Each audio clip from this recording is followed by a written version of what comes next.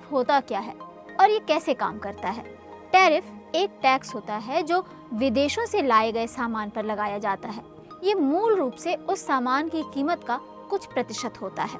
10% tariff का मतलब हुआ कि अगर किसी सामान की कीमत 100 रुपए है तो उस पर 10 रुपए का टैक्स लगेगा, यानी टैरिफ लगने के बाद उस सामान की कीमत 110 रुपए हो जाएगी। टैरिफ निर्यात करने वाले की बजाय उत्पादों को आयात करने वाली फर्म पर लगाए जाते हैं। मसलन अगर कोई फर्म ऐसी कार आयात कर रही है जिसकी कीमत $50,000 प्रति कार है और उस पर 25% टैरिफ लगेगा, तो फर्म को हर कार पर $12,500 का टैक्स देना होगा। अमेरिका में जो कंपनियां अन्य देशों से सामान मंगाती हैं, उन्हें टैरिफ रेट के मुताबिक सरकार को टैक्स देना होता है। इसका मतलब ये है कि कंपनी टैक्स का पूरा भार या इसका कुछ हिस्सा अपने ग्राहकों से वसूल सकती है। अगर आयात करने वाली अमेरिकी फर्म टैरिफ की लागत सामान की कीमत बढ़ाकर पूरी करती है, तो इसका आर्थिक बोझ पूरी तरह से अमेरिकी उपभोक्ताओं पर पड़ेगा। जब सामान महंगा होगा तो इसकी मांग कम हो सकती है, यानी जितना ज्यादा टैरिफ होगा सामान की कीमत उतनी ज्यादा बढ़ सकती है। लेकिन ये टैरिफ लगाए क्यों जा रहे हैं? ट्रम्प का कहना है कि टैरिफ लगाने से अमेरिकी उपभोक्ता ज्यादा अमेरिकी सामान खरीदेंगे।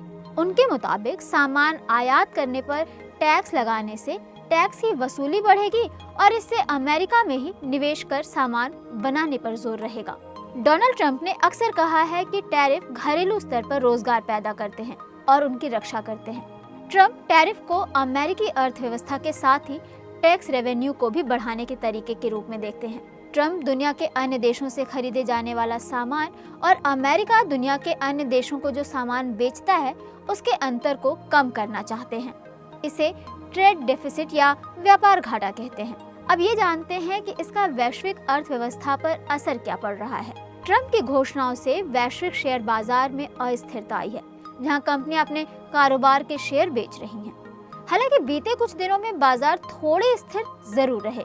शेयर बाजार में उतार चढ़ाव से कई लोगों पर भी असर पड़ा, भले ही उन्हें सीधे किसी शेयर में निवेश न किया हो। इससे पेंशन, नौकरियों और ब्याज दरों पर तो असर पड़ा।